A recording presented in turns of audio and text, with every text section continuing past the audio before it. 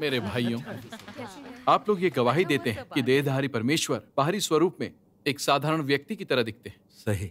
स्वयं प्रभु यीशु की तरह। उनमें न सिर्फ सामान्य मानवता है बल्कि दिव्यता भी है। हाँ। इतना तो पक्का है। आमीन। मैं आपसे पूछना चाहता हूं कि परमेश्वर की सामान्य मानवता और भ्रष्ट मनुष्य की सामान्य मानवता के देह धारण के बीच क्या अंतर है? कृपया इस प्रश्न पर हमारे लिए संगति करें। हमारे साथ चर्चा कीजिए। हाँ। अच्छा, भाई गुओ ने एक बहुत ही महत्वपूर्ण सवाल उठाया है। ऐसा सवाल जो देहधारी परमेश्वर की हमारी समझ के लिए महत्वपूर्ण है। जब परमेश्वर देह धारण कर मसीह बने तो मनुष्य सीधे तौर पर मसीह में सामान्य मानवता को देख सकता है। मसीह अपने सामान्य मानवता में ही सत्य को व्यक्त करते हैं और अपना काम करते हैं। यहां तक कि वो चमत्कार भी सामान्य मानवता में रहकर ही करते हैं। इसमें अलौकिक कुछ नहीं है। आमीन। इससे हम मसीह की मानवता की सामान्य प्रकृति को देखने में सक्षम होते हैं। इसी कारण बहुतों के लिए यह विश्वास करना मुश्किल है कि मसीह ही देहधारी परमेश्वर है। इस प्रकार अनुग्रह के युग के दौरान जो लोग प्रभु यीशु का अनुसरण किया करते थे वे उन्हें मसीह यानी परमेश्वर का पुत्र बुलाते थे। लेकिन लगभग किसी ने भी स्वयं परमेश्वर के रूप में प्रभु यीशु का आज्ञा पालन नहीं किया और न ही उनकी आराधना की। ऐसा क्यों हुआ? मेरा मानना है कि ऐसा मुख्यतः इसलिए हुआ क्योंकि मसीह की मानवता बहुत साधारण, इसमें कुछ भी अलौकिक नहीं है। मनुष्य की नजरों में मसीह बस एक साधारण व्यक्ति है। इसलिए पवित्र आत्मा के गवाही देने के बाद भी लोगों को प्रभु यीशु को परमेश्वर के रूप में स्वीकारने में कठिनाई थी। दूसरी बात, उस युग के लोगों ने प्रभु यीशु के वचन को बहुत कम अनुभव किया था। इसलिए सत्य को समझना और मसीह के दिव्य सार को जानना उनके लिए बहुत ही मुश्किल था। मसीह में सामान्य मानवता है, लेकिन बहुत कम लोगों को मसीह की सामान्य मानवता की पूरी समझ है। मसीह पाप से मुक्त है। उनकी सामान्य मानवता पवित्र है। वे अशुद्धियों, भ्रष्टाचार, अहंकार और विद्रोही स्वभाव से मुक्त हैं और निश्चित रूप से उनमें न्यूनता और स्वार्थ का अभाव है। यह दरअसल मनुष्य की मानवता से बहुत ही अलग है। इन दोनों की कोई तुलना हो ही नहीं सकती। है ना? समझने के लिए सर्वशक्तिमान परमेश्वर के वचन के 2 अंश पढ़ें। ठीक। सर्वशक्तिमान परमेश्वर कहते हैं, परमेश्वर के आत्मा द्वारा धारण किया हुआ देह परमेश्वर का अपना देह है। परमेश्वर का आत्मा सर्वोच्च है। वो सर्वशक्तिमान, पवित्र और धर्मी है। तो इसी तरह उसका देह भी सर्वोच्च, सर्वशक्तिमान, पवित्र और धर्मी है।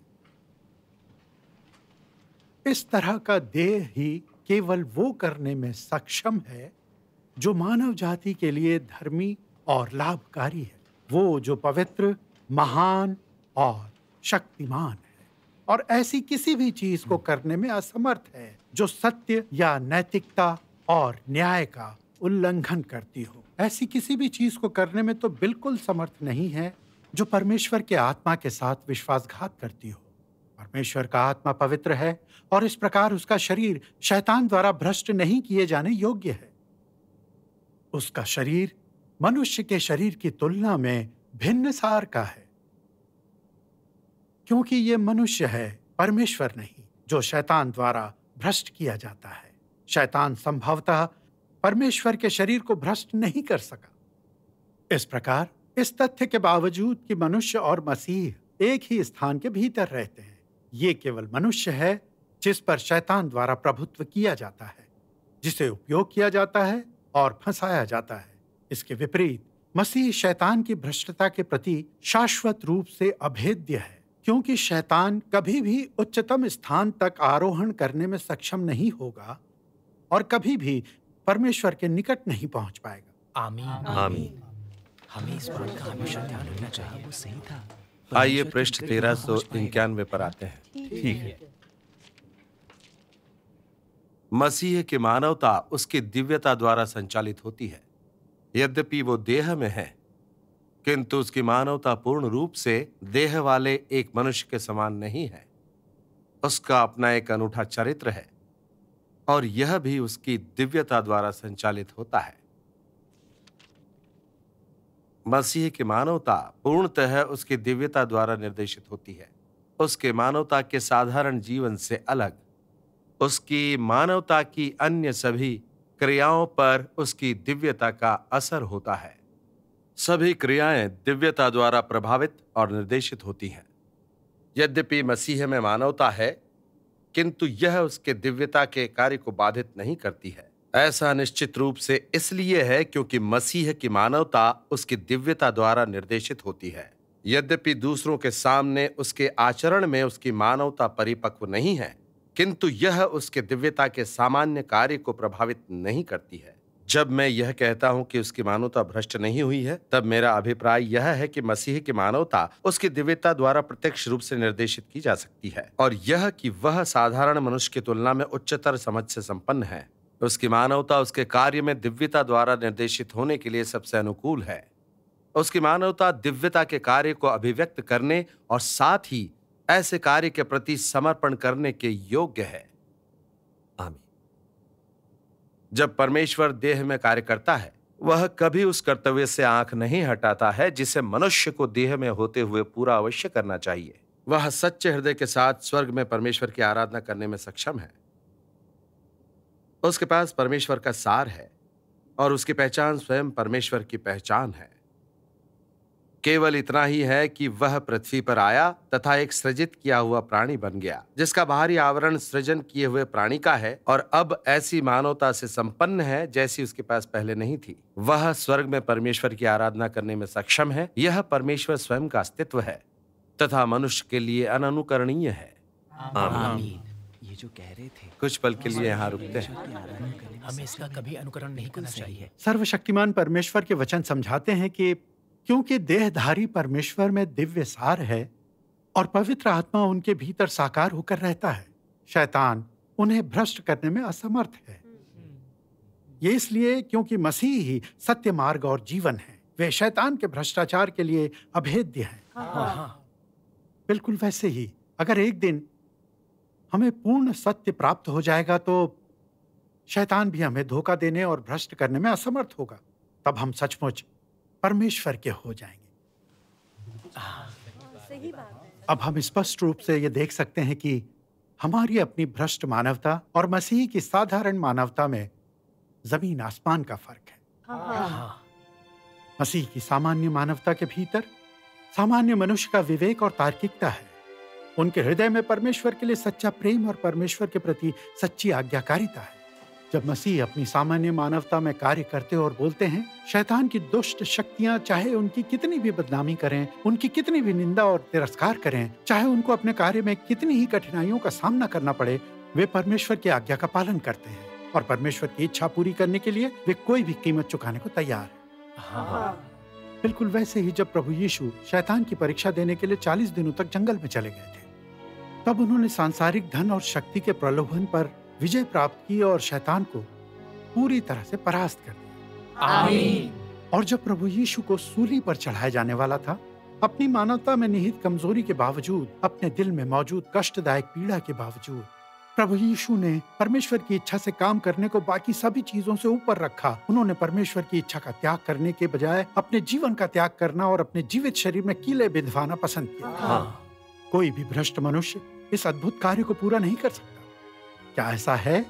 आप लोग क्या कहेंगे? हाँ, वास्तव में ऐसा ही। सिर्फ मसीह ही इन कार्यों में सक्षम थे। भ्रष्ट मनुष्य ये सब नहीं कर सकता। प्रभु यीशु में जरा सा भी अहंकार और आत्ममुग्धता नहीं है। यद्यपि वे स्वयं परमेश्वर हैं जो मनुष्य के संग रहते हैं, फिर भी प्रभु यीशु कभी भी अपने आप को परमेश्वर के स्थान पर नहीं रखते। उन्होंने शांति से अपने आप को लोगों के बीच छिपा लिया और वचन बोलते हुए मनुष्यों की सेवा और आपूर्ति करते रहे। उन्होंने लोगों की बीमारी को ठीक किया, उनके भीतर के शैतान को निकाला, चिंताओं को खत्म किया, यहाँ तक कि पापियों के बीच भी जाकर बैठे। परमेश्वर सच में महान है। देहधारी प्रभु यीशु से हम ये देखते हैं कि मसीह की मानवता कितनी पवित्र और कितनी अच्छी है। मसीह सामान्य मानवता के सभी पहलुओं को प्रकट करते हैं। मसीह सच में परमेश्वर से प्रेम और उनका आज्ञा पालन करते हैं। वे दूसरों से उतना ही प्रेम करते हैं जितना खुद से। इस प्रकार मसीह परमेश्वर की आज्ञा का पालन करने, उसका कार्य करने और उसकी इच्छा पूरी करने में समर्थ है। आमीन।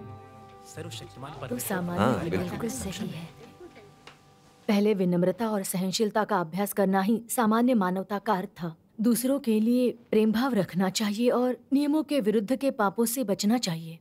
सही है। हाँ, ऐसा लगता है कि सामान्य मानवता की हमारी समझ बहुत ही अलग थी। हमें जरा सी भी समझ नहीं थी कि सामान्य मानवता का क्या अर्थ है। इस बारे में बहुत से लोगों को पता नहीं था। इस सहभागिता से हमने समझा है कि कैसे मसीह की मानवता ही वास्तव में सामान्य मानवता है। आमीन। मसीह परमेश्वर की आज्ञा का पालन करने, अपना कार्य करने और उनकी इच्छा पूरी करने में बिल्कुल सक्षम है। अगर हमारी मानवता मसीह की मानवता की तरह सामान्य हो सकती है, तो क्या हम स्वर्गीय पिता की इच्छा पूरी नहीं कर पाएंगे?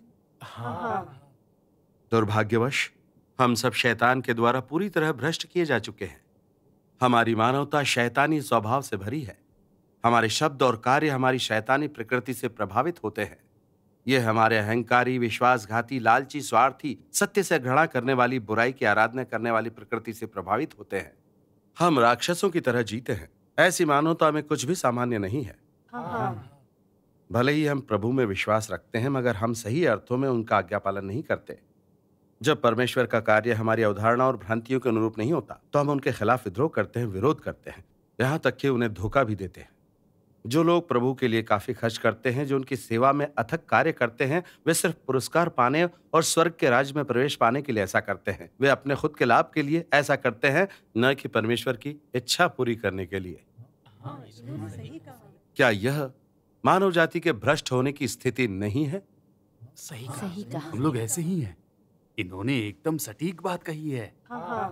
स्पष्ट है, भ्रष्ट मनुष्य का असली सार शैतानी है। यह परमेश्वर का प्रतिरोधी और विश्वासघाती है। मनुष्य जो प्रकट करता है वह सब शैतानी स्वभाव है। उसमें जरा सी भी मानवता नहीं है। सही है। लेकिन देहधारी मसीह अलग हैं, क्योंकि मसीह में दिव्य सार है और उन्हें शैतान के द्वारा भ्रष्ट नहीं किया है। वे पाप रहित हैं।